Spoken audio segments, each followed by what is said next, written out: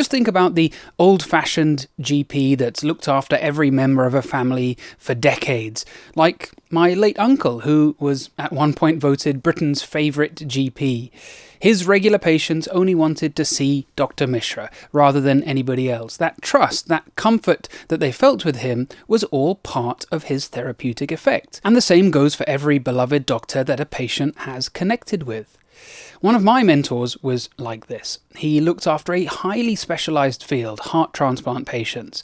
So some of them had been seeing him since they first fell ill as teenagers all the way through their lives.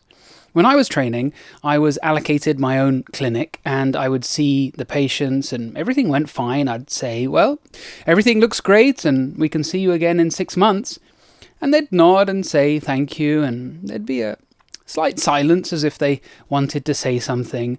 And just then my mentor would walk into the room, the patient's face would light up, they'd jump out of their seat and say, "Dr. Parameshwar," and he'd reply, "Mrs. Smith, how are you? How's your daughter? Has she finished university? How's your dog's cataracts?" And they'd shoot the breeze for 30 seconds. But I knew that brief interaction is all that patient needed to feel fantastic. But medicine has changed in recent years. The people haven't, but the system and the pressures have.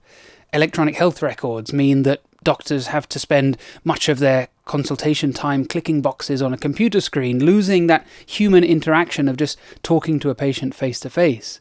Overwhelmed practices mean patients rarely see the same doctor unless they want to wait weeks.